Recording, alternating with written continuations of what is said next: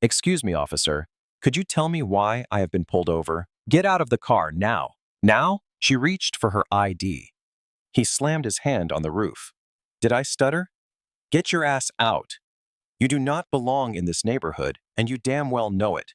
He turned to his partner and laughed. "Bet this ride is stolen." A neighbor across the street held up a phone, recording, grinning. Nobody helped. A 68-year-old mother sat frozen in the passenger seat, gripping her cane, watching her daughter be humiliated under flashing blue lights. But what Sergeant Vance Hargrove did not know was that standing at attention while his own chief announced the three words that would destroy his entire career. Yeah, you can already tell this went way too far. Let us get into the story. Let me take you back. Brielle Ross sat at a corner table inside Willow's, a small southern restaurant on the east side of Richmond, Virginia. White tablecloths, candles flickering in mason jars, the smell of brown butter and fresh cornbread drifting from the kitchen. Across from her sat her mother, Evelyn Ross, 68 years old, retired schoolteacher, the kind of woman who still called every young man baby and carried peppermints in her purse for strangers' children. Tonight was Evelyn's birthday. Not a big party, no crowd, just a daughter and her mama sharing a meal. The way they had done it every year for as long as Brielle could remember. Evelyn was telling a story about the waiter, a tall kid, maybe 22, who had called her beautiful when he brought the dessert menu. She was laughing so hard her glasses fogged up. "Mama," he was being polite. "Polite? Baby," that boy winked at me. Twice. Brielle shook her head, smiling. She cut a piece of sweet potato pie and slid it across the table. Evelyn swatted her hand away and pulled the whole plate closer. This was peace. This was a Friday night. You would not know, looking at Brielle in that moment, that she had been confirmed as a federal district court judge for the Eastern District of Virginia. You would not know that soon she would stand in a packed courtroom, raise her right hand, and take the oath that would make her one of the youngest black female federal judges in the history of the state. She had spent years climbing to get here. Fresh out of law school, she started as a public defender in Norfolk. The cases no one wanted: drug possession, petty theft, kids who reminded her of the boys she grew up with. She fought for every single one of them. Then she moved into civil rights litigation, police brutality, wrongful arrest, racial profiling. She spent a decade documenting the exact kind of abuse that most people only saw in headlines. She did not just read about it, she held the hands of the people who lived it. From there, the appellate court, and then the call from Washington. But tonight, none of that mattered. Tonight, she was just Evelyn's daughter, slacks and a blouse, reading glasses tucked into her collar. No title, no robes, no security detail, just two women, cornbread, sweet potato pie, and a birthday. They left the restaurant. The autumn air was cool, carrying the faint smell of wood smoke from a neighbor's fireplace. Crickets hummed in the hedges along the sidewalk. Brielle held her mother's arm as Evelyn steadied herself with her cane, stepping carefully off the curb.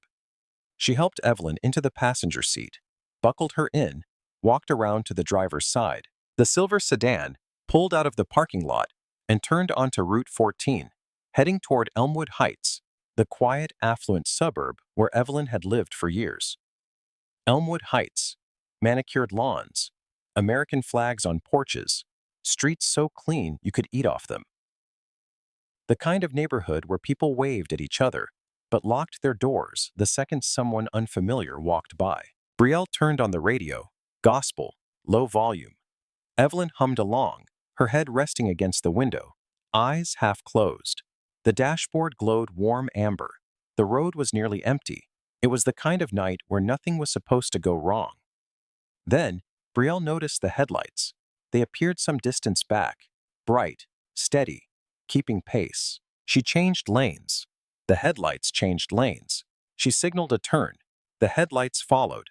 She glanced at the speedometer, 2 miles under the limit, both taillights working. She had checked them that morning, the way she always did. a habit from her years representing clients who had been pulled over for equipment violations that did not exist. She signaled again, perfectly, deliberately. The headlights stayed right behind her. Evelyn opened one eye. Somebody is following us, baby? Brielle looked in the rearview mirror. Probably nothing, Mama. But her hands tightened on the steering wheel, 10 and 2, the way she always held them when she saw those lights behind her. Not because she was taught in driving school, because she was taught by being black in America. The blue lights hit the rearview mirror like an explosion. Brielle's stomach dropped. Not because she was guilty, because she already knew how this would go. She pulled the sedan to the right, slow and smooth, tires crunching on the gravel shoulder. She put the car in park, turned off the engine, placed both hands on the steering wheel, 10 and 2, and waited. Evelyn sat up straight. Her hand found her cane. Lord, what now? It is okay, Mama. Just stay still. Do not say anything. Brielle watched in the side mirror as the patrol car door swung open. A tall figure stepped out, broad shoulders, slow, deliberate walk, one hand resting on his belt near the holster. The red and blue lights strobed across the trees, painting everything in sharp, ugly flashes. Sergeant Vance Hargrove, years on the force, commendations on his wall, complaints in his file, every single one from a black or Latino resident, every single one dismissed. He was the kind of cop who believed his badge did not just give him authority, it made him untouchable. He did not walk to the car the way a normal officer approaches a routine stop. He swaggered, chest out, chin up, like a man walking into a room he already owned. His boots ground into the gravel with each step, slow and deliberate, as if time itself was something he controlled. He reached the driver's window and shone his flashlight directly into Brielle's face. Not at the car, not at the interior, at her eyes. The beam was blinding, hot and white. She squinted, but did not flinch, did not look away. Then the beam swung to Evelyn, held there for a long, uncomfortable second. Evelyn raised one hand to shield her face, her bracelets clinking softly against each other. Sergeant Vance Hargrove did not say good evening, did not introduce himself, did not explain the stop, license and registration. 3 words, flat, cold, like he was ordering food he did not plan to pay for. Brielle kept her voice steady. Of course, officer. May I reach into my purse? Did I say you could talk? License, registration. Now. She moved slowly, carefully. Every movement deliberate. Every gesture visible. She opened her purse, pulled out her wallet, and handed over her driver's license and vehicle registration. Sergeant Vance Hargrove snatched them without looking. He held the license up to the flashlight, glanced at the photo, then looked back at Brielle like the two did not match. This your car? Yes, sir. Where did you get it? The question hung in the air like smoke. Not, where are you headed tonight? Not, do you know why I pulled you over? Where did you get this car? As if a black woman driving a clean sedan through this neighborhood needed to explain how she could possibly afford it. Brielle swallowed. I purchased it years ago. The registration is right there in your hand, officer. Sergeant Vance Hargrove ignored her answer completely. He leaned down further into the window, shining the flashlight across the back seat. Empty. Clean. A leather briefcase sitting upright. A small bakery box. Evelyn's leftover birthday cake. Where are you coming from? Dinner. A restaurant on the east side. Where are you going? Taking my mother home. She lives in this neighborhood. Sergeant Vance Hargrove pulled back and looked at Evelyn, then back at Brielle. His lips curled into something that was almost a smile, but carried no warmth at all. She lives here? In Elmwood Heights? Yes, sir. He let out a short breath through his nose, half laugh, half grunt. Like the idea of this woman belonging here was the funniest thing he had heard all week. He straightened up, tapped the roof of the car twice with his flashlight. A slow, deliberate tap-tap. The kind a man does when he has already decided what happens next, and he is just enjoying the buildup. Step out of the vehicle. Brielle's hands stayed on the wheel. "Officer, could you please tell me the reason for the stop?" I said. "Step out. I have a right to know why I have been." "You got a busted taillight, that is why." "Now, step out of the vehicle before I add resisting to the list. Do not make me say it again." A busted taillight. Brielle knew, absolutely knew, that both taillights were working. She had checked them that morning. She checked them every single morning. A habit she developed years ago, representing clients who had been pulled over for equipment violations that never actually existed. But she also knew, from years of handling cases exactly like this one, that arguing on the side of a dark road with a hostile officer would not end well. Not for her. Not for her 68-year-old mother sitting right beside her. She opened the door slowly, stepped out, kept her hands visible at all times. The autumn air hit her face, cool and damp, carrying the scent of wood smoke from a distant fireplace. Gravel crunched under her shoes. The red and blue strobes painted her silhouette against the pavement in flashing intervals. Sergeant Vance Hargrove stepped back, hand still resting near his holster, and looked her up and down, head to toe. Slowly, the way a man looks at something he has already decided is beneath him. Hands on the vehicle. Brielle placed her palms flat on the roof of her own car. The metal was cold. She could feel the vibration of the engine ticking as it cooled. That was when the second patrol car pulled up. Officer Kyle Brennan, a newer officer. He stepped out and walked over quickly, a little too eagerly, like a kid arriving late to a game he did not fully understand. "What do we got, Sarge?" Sergeant Vance Hargrove jerked his thumb toward the passenger side. "Old lady in the front seat, keep an eye on her. Do not let her reach for nothing." Old lady, that is what he called her. Evelyn Ross. A woman who had spent years teaching third graders how to read. A woman who still volunteered at her church every Saturday morning. A woman whose birthday cake was sitting in a box on the back seat of the car she was now afraid to move inside of. Officer Kyle Brennan walked to the passenger side and shone his flashlight through the window. Evelyn stared up at him, confused and frightened. Her fingers tightened around the handle of her cane. "Ma'am, keep your hands where I can see them." Evelyn's voice was barely a whisper. "Baby, I am just holding my cane, hands where I can see them. Now." Evelyn lifted both hands off her cane. It slipped from her grip, clattered against the door panel, and fell into the footwell with a hollow thud. She did not pick it up. She just sat there, palms open, fingers shaking, like a child who had been told to freeze and was too terrified to ask why. Back on the driver's side, Sergeant Vance Hargrove was in no rush. He held Brielle's license up again, tilting it back and forth in the flashlight beam, as if looking for a flaw. "Brielle Ross, that you?" "Yes." "Uh-huh." He tucked the license into his shirt pocket. Not his clipboard, not his scanner. His breast pocket, like it belonged to him now. "I am going to hold on to this for a minute." "Officer, that is my property." "Did I ask you a question?" Silence. The crickets had stopped. Even the dog down the block had gone quiet. Sergeant Vance Hargrove walked a slow circle around the car. He crouched at the rear and stared at the taillights. Both of them were glowing, bright red, perfectly functional. Not a crack, not a flicker. He stared at them for a long, long second. He did not say a word about it. He just stood up, adjusted his belt, and walked back to Brielle like nothing had happened.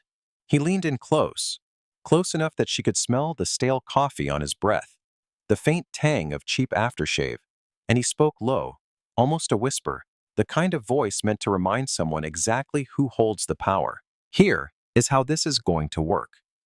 I am going to search this vehicle, and you are going to stand right here and keep your mouth shut while I do it. Are we clear?" Brielle's jaw tightened. Her pulse drummed against her throat, but her voice came out level, controlled.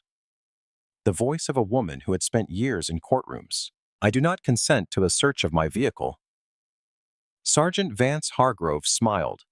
The kind of smile that never once touches the eyes. Was not asking for your permission, sweetheart. Inside the car, sitting upright on the back seat, was Brielle's leather briefcase. Inside it, her judicial appointment letter signed by the President of the United States, her federal court credentials, her official ID badge for the Eastern District Courthouse, a formal invitation to her own investiture ceremony. Everything Sergeant Vance Hargrove would have needed to understand exactly who he was dealing with. He never even opened it. Across the street, a porch light flicked on. A man in a bathrobe stepped outside, arms folded, watching the entire scene like it was evening television. He did not call out. He did not come any closer. Next door, a woman parted her blinds, peered through the gap for a few seconds, and let them fall closed again. A car drove past slowly. The driver glanced over, then sped up. Nobody came forward. Nobody asked if everything was all right. Nobody said, "Stop." The red and blue lights kept spinning. The radio on Sergeant Vance Hargrove's shoulder crackled and hissed with static. Somewhere down the block, a sprinkler kicked on, ticking rhythmically in the dark. Brielle Ross, federal judge, civil rights attorney, a woman who had spent years fighting for people in exactly this situation, stood on the side of the road with her palms pressed flat against the cold metal roof of her own car, waiting. The way she had learned to wait. The way her mother had taught her to wait. The way Black women in America have always been taught to wait.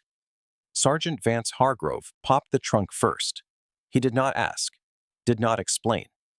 Just walked to the back of the sedan, found the release, and swung it open like he owned the car. The trunk light flickered on, casting a pale yellow glow over the contents inside.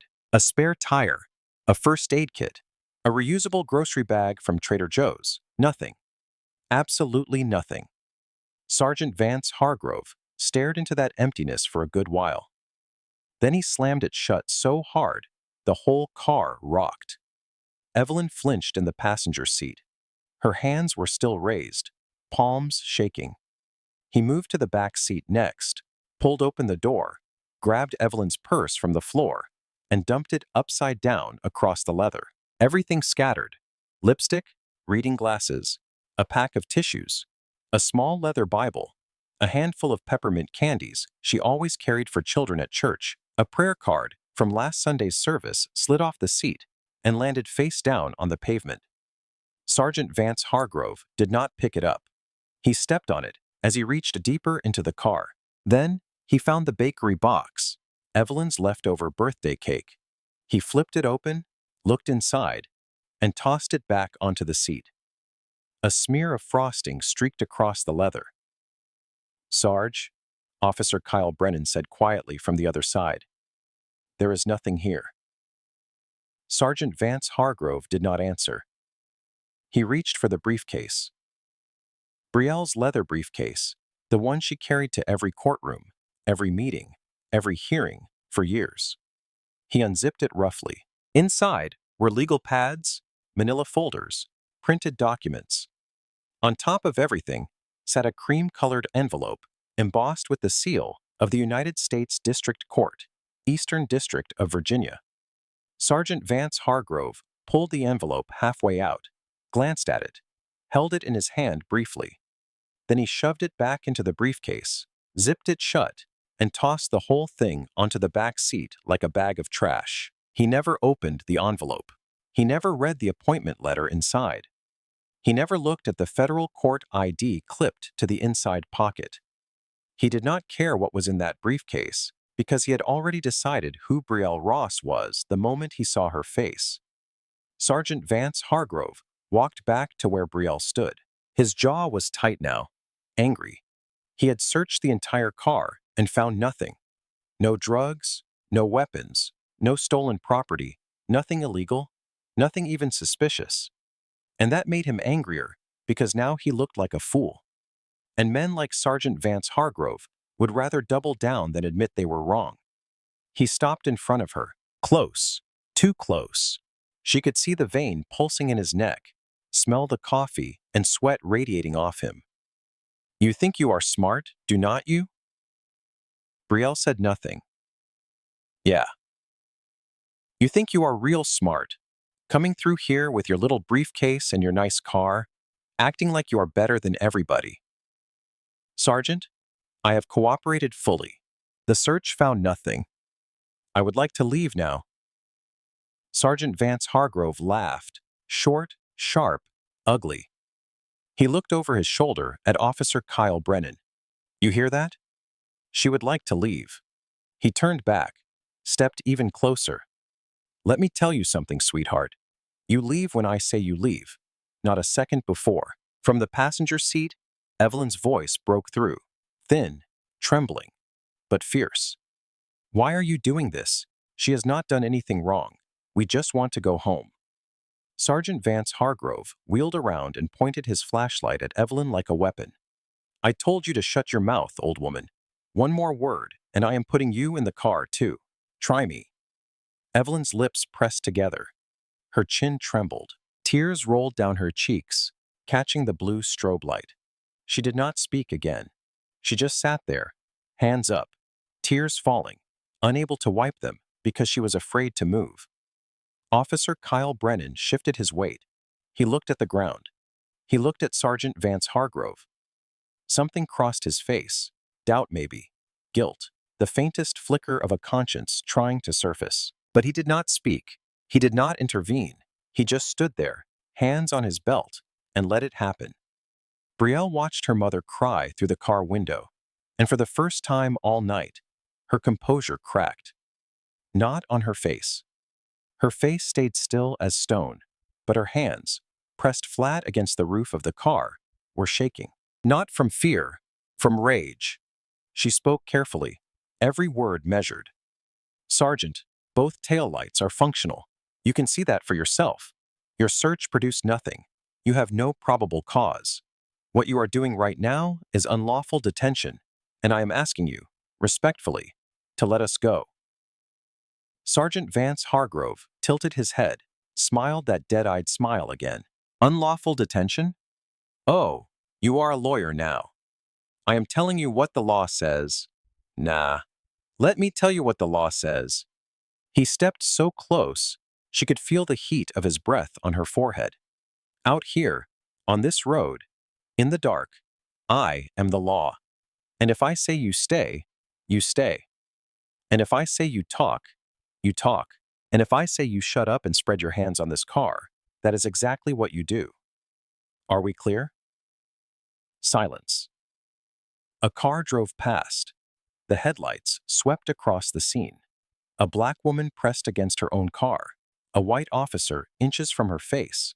An elderly woman crying in the passenger seat. The car did not slow down. It did not stop. All right, I gotta stop right here. Nah, this is not it. She did everything right. Everything. And he is still going? Bro, this is not policing. This is ego with a badge. And honestly, it is about to get so much worse.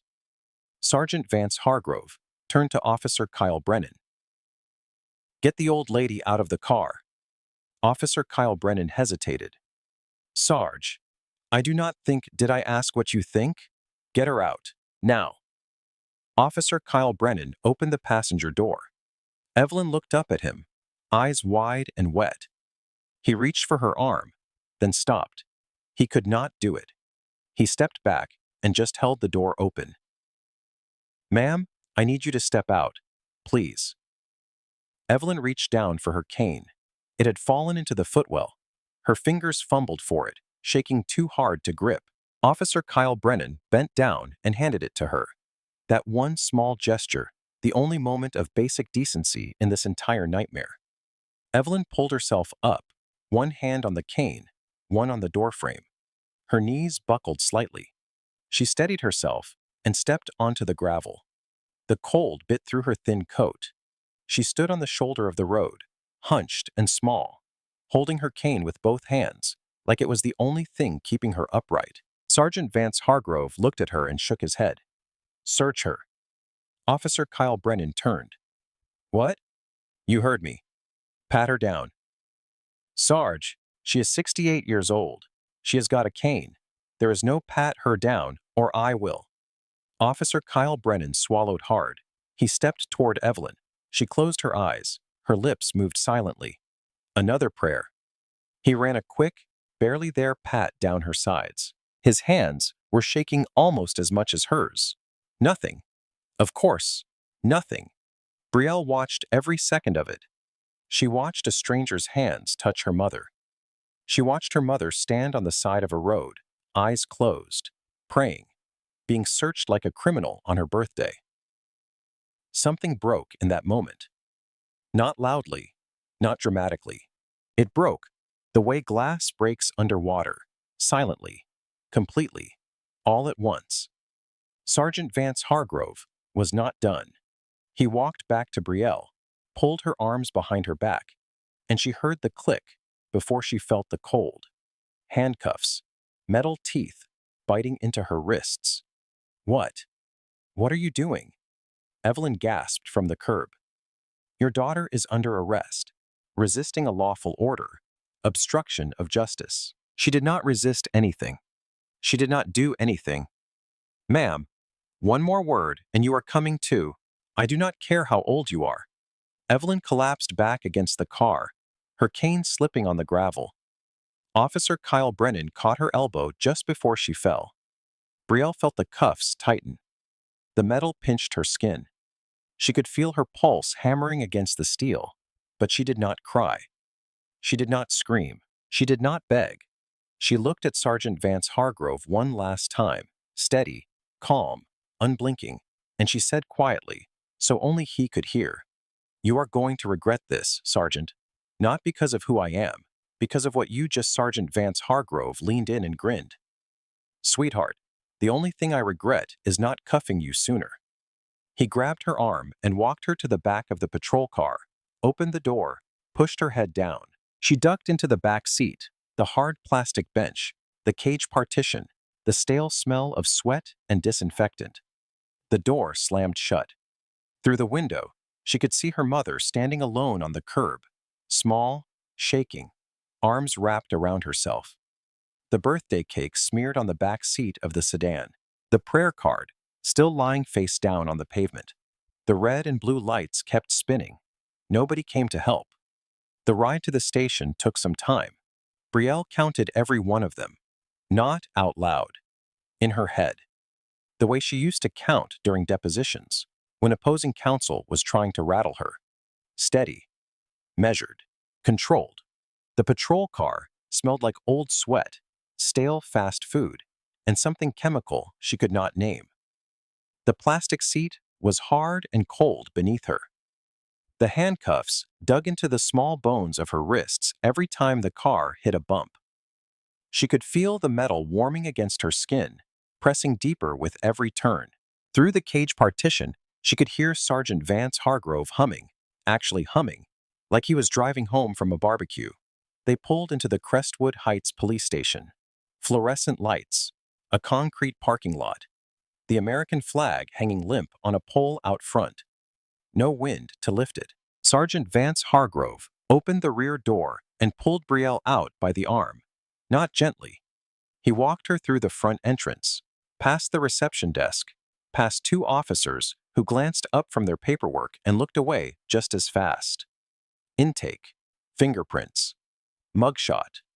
Brielle Ross, federal judge, civil rights attorney, a woman who had argued cases before the Fourth Circuit Court of Appeals, stood in front of a height chart on a cinder block wall while a booking clerk snapped her photograph. Then the holding cell, a metal bench bolted to the wall, a steel toilet with no seat, the smell of bleach that did not quite cover what it was supposed to cover. The door clanged shut behind her. The lock engaged with a sound that echoed down the hallway. Sergeant Vance Hargrove did not even look back. He walked straight to the break room, poured himself a cup of coffee, and sat down across from another officer. "Friday night special," he said, grinning. Pulled a real mouthy one out of a sedan on Maple. Her and her mama acting like they owned the place. The other officer chuckled. "Elmwood Heights? Where else? Driving through like she belongs there." He took a long sip of coffee. "Booked her for obstruction. She will cool off in there overnight." Back in the holding cell, Brielle sat perfectly still, hands on her knees, wrists throbbing, red marks already forming where the cuffs had bitten in. She was allowed one phone call. She did not call a lawyer. She did not call a friend. She did not call her husband. She picked up the phone on the wall, dialed a number she knew by heart, and waited for 2 rings. Judge? It is Brielle. Brielle Ross. I apologize for calling this late. A pause on the other end. Then a voice, sharp, alert, immediately serious. Brielle, what is wrong? I am at Crestwood Heights Police Station. I have been arrested. The charge is obstruction. There was no probable cause. My mother was with me. Silence for some seconds. Then, do not say another word to anyone. I am making calls right now. She hung up. What happened next took little time, but inside that station, it felt like an earthquake building underground. Invisible at first, then impossible to ignore. The first call came to the front desk, the district attorney's office. The desk sergeant answered, listened, and his face went slack. The second call came soon after, the governor's chief of staff. The sergeant put down his coffee and stood up. The third call came, the United States Marshal Service. The sergeant picked up the phone, listened, and his hands started shaking. Down the hall, Sergeant Vance Hargrove was still in the break room, still laughing, still telling the story of the mouthy woman on Maple. He had no idea that the world he knew was ending one phone call at a time. Then, the front door of the station slammed open. Chief of Police Warren Holloway, tie crooked, forehead slick with sweat. He had driven from his home fast. His shirt was half untucked. One shoe was tied, the other was not. He did not stop at the front desk. He did not greet anyone. He walked straight to the holding area, shoes squeaking on the linoleum, breathing hard. He looked through the small glass window of the holding cell door, and he saw her, Brielle Ross, sitting on that metal bench, wrists marked red, back straight, eyes steady, the same woman whose hand he had shaken at her confirmation celebration. The same woman he had congratulated, smiled with, posed for a photograph beside. The color drained from his face like someone had pulled a plug. He turned to the desk officer. His voice cracked. Open this door. Right now. Open it. The officer fumbled with the keys. The lock clicked. The door swung open. But Chief Warren Holloway did not step inside. Not yet. He turned around slowly. He faced the station floor. Every officer at every desk, every clerk behind every counter, every uniform in the building. Sergeant Vance Hargrove had stepped out of the break room now, coffee cup in hand, curious about the commotion. Chief Warren Holloway straightened his back. He swallowed once, and then he spoke. Loud, clear, his voice shaking but unmistakable. The words echoed off every wall in that building. All rise for Judge Brielle Ross. The coffee cup hit the floor first, then the silence. Sergeant Vance Hargrove's face went white, not pale, white, like every drop of blood had evacuated his body at once. His mouth opened. Nothing came out. His eyes locked on the holding cell door as Brielle stepped through it.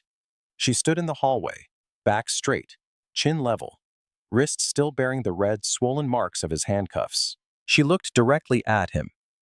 Not with rage, not with satisfaction. Just a calm, absolute certainty that needed no words. Every officer in the station rose to their feet, one by one, chair legs scraping against the floor. Officer Kyle Brennan, standing near the back, was the first to stand. His eyes were wet. Sergeant Vance Hargrove was the last. His legs barely held him. Brielle did not say a single word. She did not have to. It took no time for Sergeant Vance Hargrove's career to end. Chief Warren Holloway turned to the desk sergeant, voice barely holding together. Get his badge. Get his weapon. Now. Sergeant Vance Hargrove stood frozen in the hallway. The coffee stain was spreading across the floor at his feet. But he did not look down. He could not stop staring at Brielle. His mouth kept opening and closing like a fish pulled out of water and dropped on concrete. Chief, Chief, hold on. I did not. I had no idea she was. Shut your mouth, Vance. Chief Warren Holloway stepped toward him. Close. The way Sergeant Vance Hargrove had stepped toward Brielle on that roadside. Same distance, same energy, except now the power was reversed, and every person in that building could feel it. Badge, gun, on the desk. Now. Sergeant Vance Hargrove's hands were shaking so badly he could barely unclip his holster. The weapon clattered onto the counter, then the badge. The same badge he had tapped against his chest all night like a crown. It landed face down with a dull metallic thud. You are suspended, effective immediately, without pay. Go home. Do not talk to the press. Do not set foot in this building until you hear from Internal Affairs. Sergeant Vance Hargrove opened his mouth one more time. She did not tell me she was a. She should not have had to. That sentence landed like a hammer. Sergeant Vance Hargrove closed his mouth. For the first time all night, he had nothing to say. He was escorted out by two officers, the same men he had been laughing with in the break room. Neither looked at him. The automatic doors slid shut behind him, and the night swallowed him whole. Inside, Chief Warren Holloway turned to Brielle. His face was gray. Judge Ross, on behalf of this department, I cannot begin to. Brielle raised one hand, the same hand that still bore the red imprint of Sergeant Vance Hargrove's handcuffs. Chief Holloway, where is my mother? He blinked. She is. An officer drove her home. She is safe. Was she given her cane back? A pause. Chief Warren Holloway turned to the desk sergeant, who scrambled to check. Yes, ma'am, she has her cane. Brielle nodded. Then she looked at Chief Warren Holloway, the way she would look at a witness who had just contradicted their own testimony. Complaints, Chief, against that man from Black and Latino residents. Every single one dismissed. You signed off on some of those dismissals yourself. Chief Warren Holloway's mouth opened. Nothing came out. This is not an isolated incident. We both know it. She did not raise her voice. Every officer in that station heard every word. The room was so quiet, you could hear the fluorescent lights buzzing. Brielle turned to the desk sergeant. I need copies of the arrest report, the booking record, and all dash cam or body camera footage from tonight preserved, unedited. The sergeant nodded rapidly. Yes, ma'am, right away. Then she turned to Officer Kyle Brennan. He was standing near the back wall, arms at his sides, eyes red. He looked like a man standing at the edge of a cliff. Officer Brennan. He flinched. Yes, ma'am. You were there for all of it. You watched my 68-year-old mother get pulled out of a car and searched on the side of the road on her birthday. You knew it was wrong. His chin dropped. Yes, ma'am. There will be an investigation. You can tell the truth now or under oath later. I would recommend now. Officer Kyle Brennan nodded slowly. I will cooperate fully, Your Honor. I am sorry. I should have stopped it. Brielle looked at him for a long moment. Yes, you should have. She turned and walked toward the exit. Her shoes clicked against the linoleum, steady, unhurried, deliberate. Every officer she passed stood a little straighter.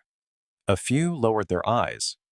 One young female officer near the front desk was crying silently, wiping her face with the back of her hand.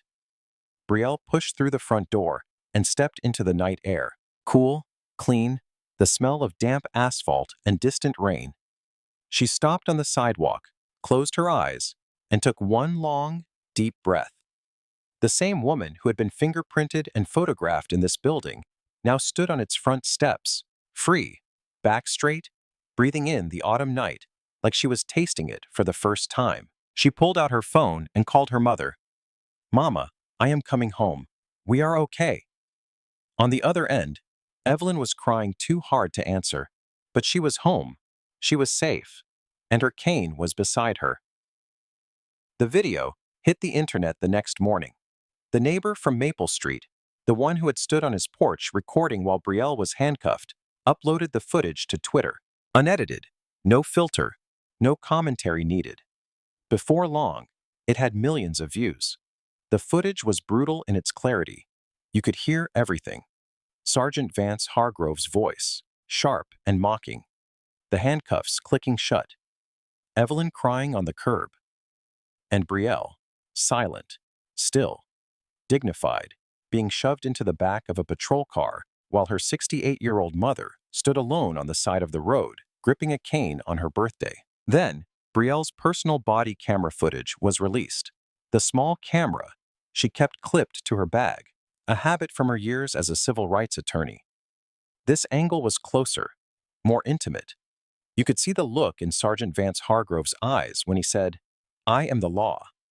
You could see his hand shove the briefcase, the one containing her judicial appointment letter, across the back seat like garbage. 2 angles, 2 cameras, 1 truth. The story did not just go viral, it detonated. Leah Morrison broke it wide open. Investigative reporter for the Richmond Herald-Tribune. She had been covering police misconduct in Virginia, and the moment she saw that footage, she knew this was bigger than one traffic stop. She pulled Sergeant Vance Hargrove's personnel file through a public records request. What she found was a decade of rot. Formal complaints, every single one, from a Black or Latino resident. Excessive force, racial slurs during arrests, fabricated charges, illegal searches. A pattern so consistent, it could have been printed on a calendar. And every single complaint had been reviewed, stamped, and dismissed by the department's internal affairs unit. Some of those dismissals carried the personal signature of Chief Warren Holloway.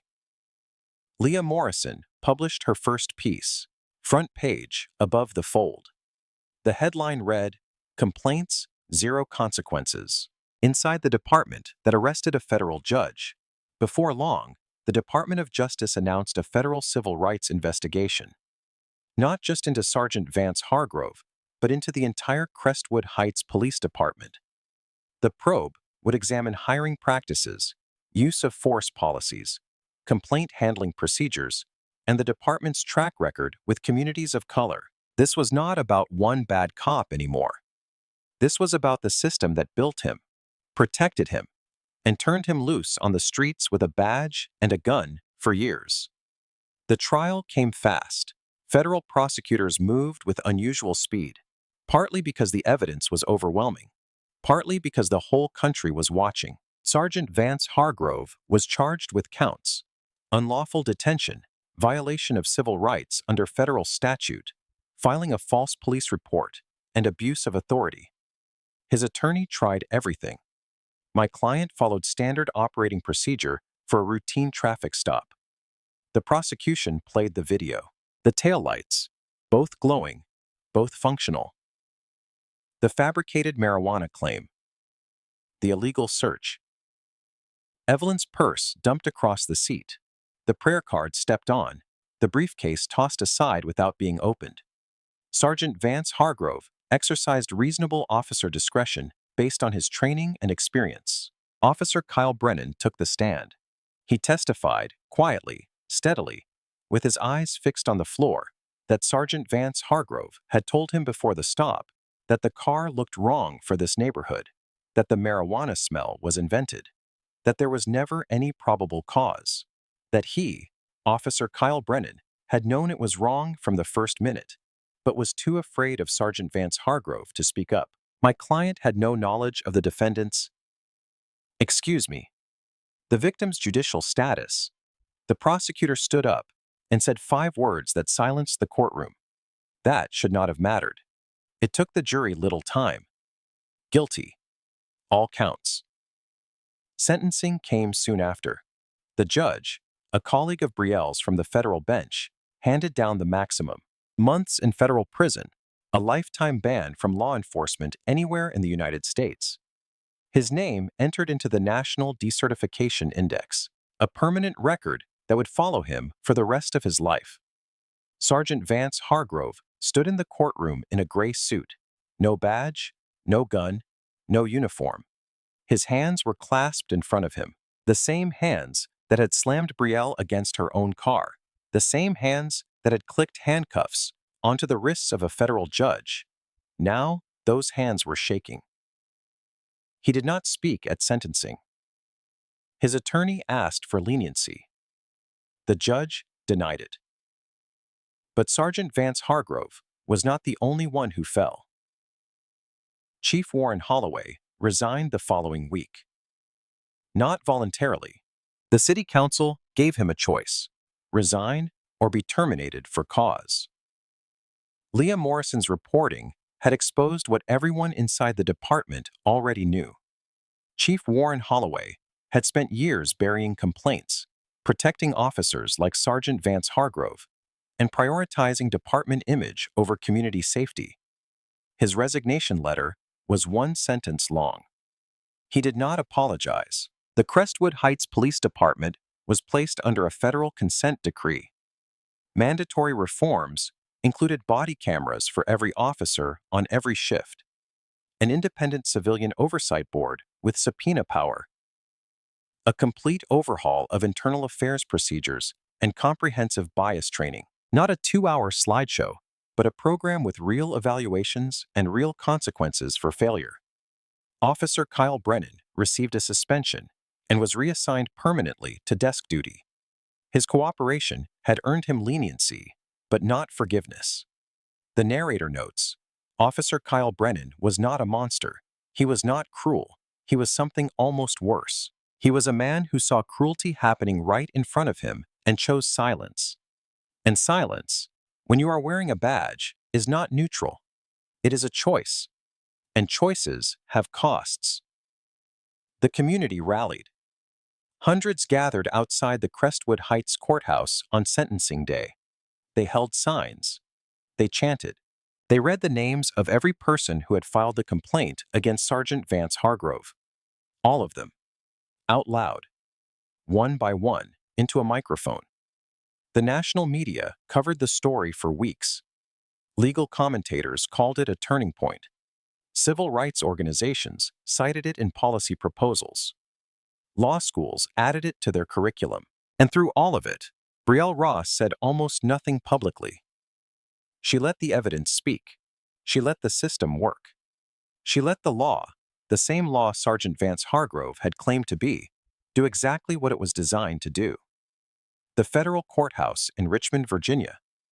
Marble floors, dark wood paneling, the smell of old leather and polished brass. American flag standing tall beside the bench. Every seat in the gallery was taken. People standing along the back wall. Cameras from networks lined up outside. Brielle Ross walked through the chamber doors in her judicial robes, black fabric flowing behind her, head high, back straight. The same posture she had held on the side of that road. The same posture she had held in that holding cell. The same posture she had held when Chief Warren Holloway said those 3 words, and the whole station went silent. Except now, the robes matched the authority she had carried all along. Bailiff Marcus Delgado stepped forward. A man who had served this courtroom for years. He had announced dozens of judges, but today, his voice carried something different, something heavier, something earned. He took a breath and spoke clearly. All rise. The Honorable Judge Brielle Ross presiding. The courtroom stood. Every person, every seat. Lawyers, clerks, reporters, community members, law students who had driven hours to be here. They all rose. In the front row, Evelyn Ross sat in a navy blue dress. Her wooden cane rested against her knee. Her hands were folded in her lap, the same hands she had raised, trembling, on the side of Maple Street.